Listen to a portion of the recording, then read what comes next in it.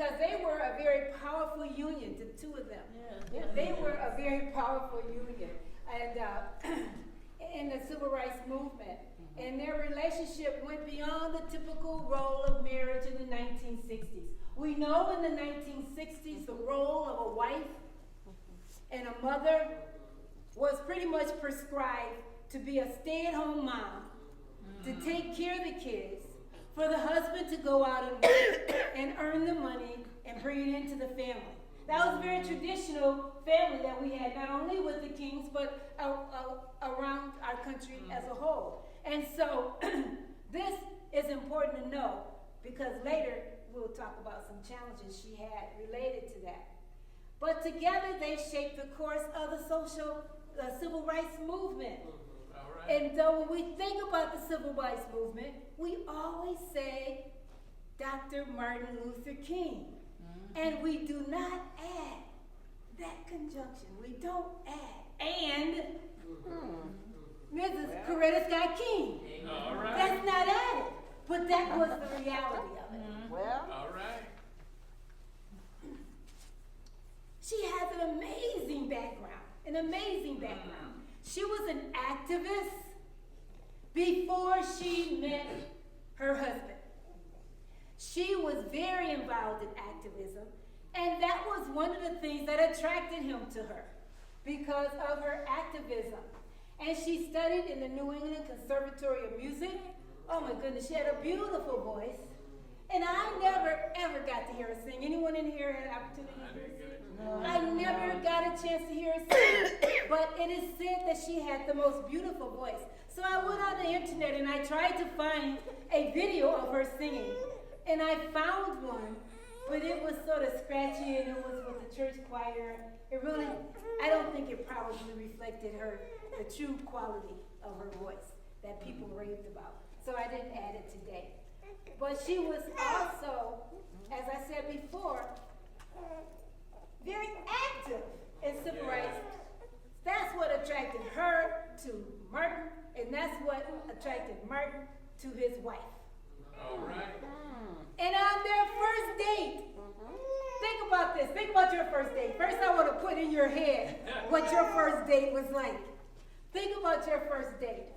On their first date, they discussed capitalism and communism. So when you think about your first date, how many of you had that type of topic? no. I can't raise my hand. And my first day with her father, we talked about music, because he loved music. And he would play a song, he would put a song on the record player. It was record players then, okay? He would put a song on the record player, and he would say, name that tune. And my job was to name the song. Maybe because I was good at it, he was attracted to me, right? So, balancing family life in the movement was really a challenge for the King family, because Coretta had to manage the household and the children.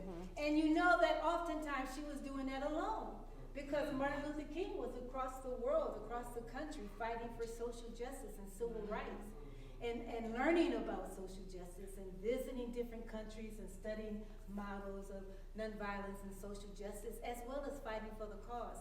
So oftentimes she was home alone with the children.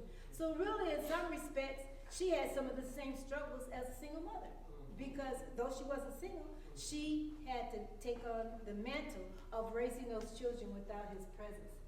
The struggle with limited roles, she struggled with having a very limited role in the civil rights movement, because she was an activist. She was an activist when it mattered. But once they married and the children came, her role then, and he became involved in the civil rights movement, her role in activism almost stopped. It was a very small role, because in the 1960s, society put a lot of pressure on them, because her role was to be a wife and a mother, and not to follow Dr. King all around in the civil rights movement. Martin believed one parent should stay home with the children. So he was very much a traditional man. He didn't want her following him around either. He wanted her at home with the kids. So you can only imagine the kinds of conversations that took place in that household with a well-educated, well-rounded woman with a passion for activism, having to put her passions on hold to raise the children and have the opposition of the community in terms of her going out and doing activist work, as well as her husband.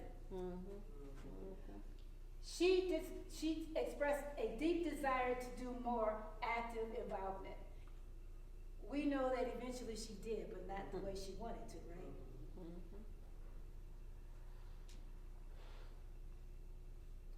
So, Coretta's growing role in the civil rights movement. Over time, her role in the civil rights movement began to grow.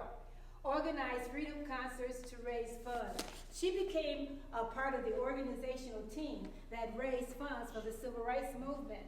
And interestingly, she spoke at Women's International League, for instance, and she spoke at anti-Vietnam war rallies.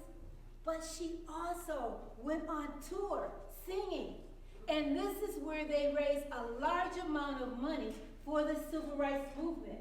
Because of her beautiful voice, she went across the country doing concerts to raise funds for the civil rights movement and to keep the movement alive. How many of us knew that? Raise your hand. Like I said, when they say MLK, they don't say Ann. But Ann was really there. Mrs. King was really there. And she advised Martin on strategy and leadership. So whereas he did not want her, he wanted her home with the family, with the children, and we all know that makes sense. Somebody's got to raise the kids, right? Yep. But when he needed help, when he needed some solid advice, he went to her, and she advised him on strategy and other leadership matters. Though we know that Mrs. King Coretta was very active in the civil rights movement. Oftentimes this article, an article from the New Lady, highlighted the critical role of women in the movement. And Coretta was quoted as saying, "Women have been the backbone of the whole civil rights movement." The backbone of the entire civil rights movement. But we don't hear that often. I have to tell you, somebody, when I was reading this, and had I been inspired to do this a week before this particular day, I would have asked Dr. Jackson to come here, because Dr. Jackson was very involved in the civil rights movement, and along with his colleague and my late husband George Logan, and their colleagues Bob Green, Dr. Bob Green from Michigan State University. And one day at Olivet, because I was involved in MLK programming at the university for many years, I invited Mrs. Green to come to our college and talk about the civil rights, women in the civil rights movement. She was Dr. Bob Green's wife, and he was very involved, he and Maxie Jackson, down at the King Center doing a lot of work. And she said the very same thing. People who were intricately involved in the civil rights movement. I picked a few people to talk about. We already know Rosa Parks was very involved in the civil rights movement. We already know that her history is well documented, and the impact that she had on desegregating our country. And then there was a woman named Ella Baker. Ella was a skilled organizer behind major movements. We never knew that. She was a director. She had the highest role of the NAACP as for a woman, as a director of branches. How many branches is it in the NAACP? I was going to research that before I got up here. I didn't do it. But she, across this country, she was a director, and she managed all those branches. But she also managed huge social movements in our country. How many of you have heard of Ella Baker? We can't raise our hand. But and one person did, and like Mrs. King said, women were the the civil rights movement. And then there was Diane Nash, co-founder of the SNCC and leader in the freedom rights. We all know about the freedom rights, and she was a leader of the freedom rights.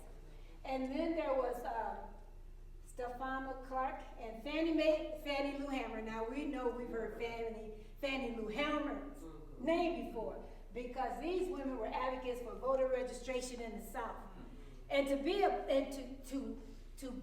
part of voter registration in the South means you have a lot of courage, steadfastness, and faith.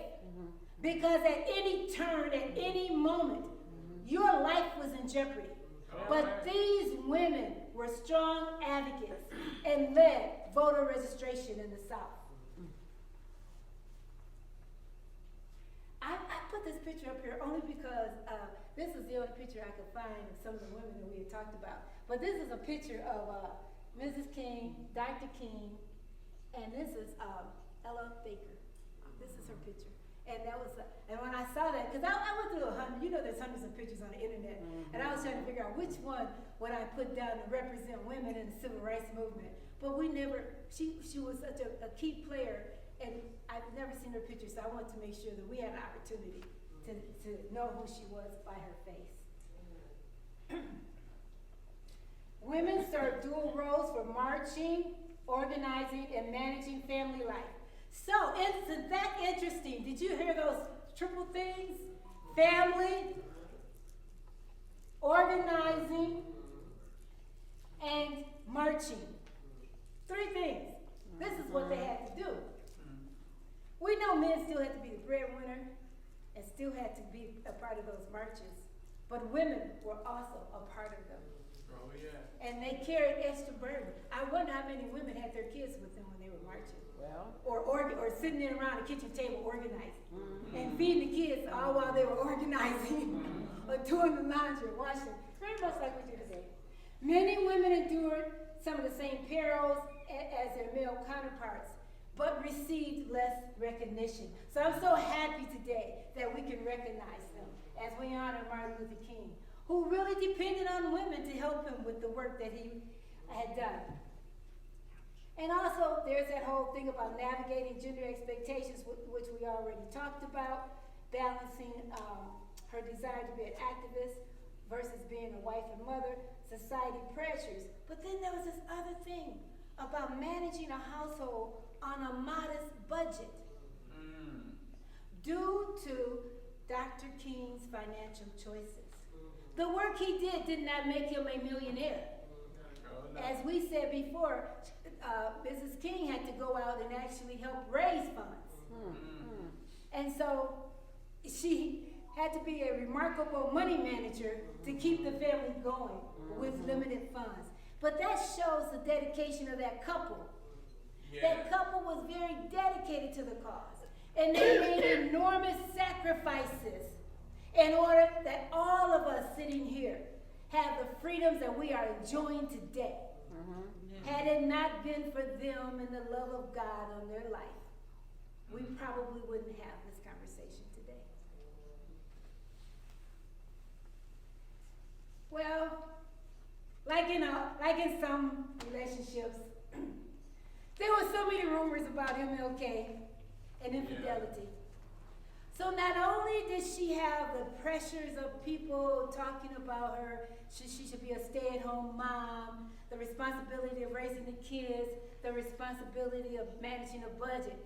She had to deal with the folks who was gossiping about her husband having affairs across the country. Can you imagine what that was like for any woman to have to deal with, or any man to have to deal with? But particularly one with such a high profile and doing such important work across the country. So she faced a lot of public scrutiny. But despite the challenges, the Kings remained steadfast and committed to their marriage and committed to the movement. All right. What God has joined together. I think this is a perfect example of what God has joined together. No man can tear it apart. is really a symbol of strength and resilience. She was an effective leader, and some people described her as steel. But one can understand how she would be defined as being being a person of steel because of all the darts coming at her at one time, and being the power behind the throne, meaning the power behind Martin.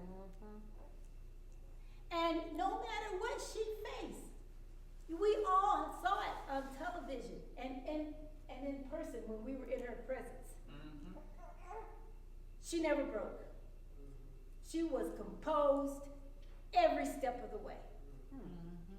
She didn't break. She didn't break at the funeral. She didn't. She's in front of all of us. We don't know what she did at home. But she was very composed.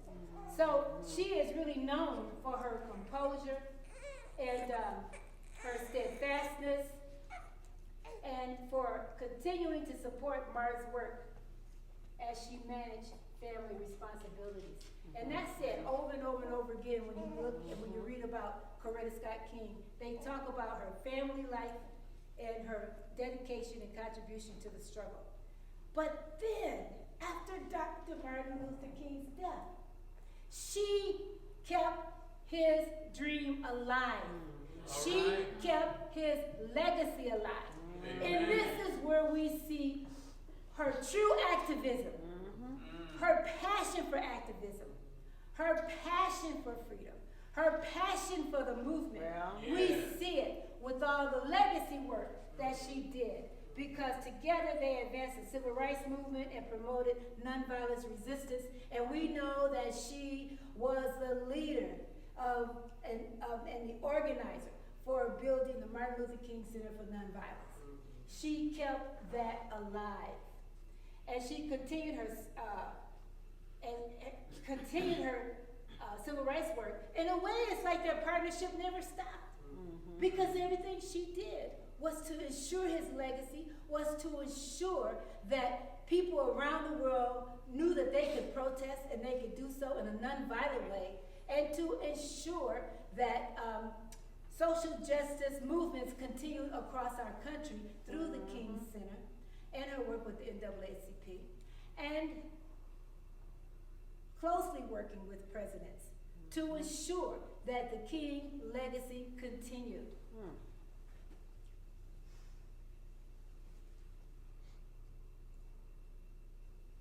So as I end this, I have a few reflective questions here I'm not going to go over, but as we end this, let's think about the legacy and the life of Dr. Martin Luther King and Mrs. Coretta Scott King, and the contributions that they brought to our country and the world. Thank you all for your time.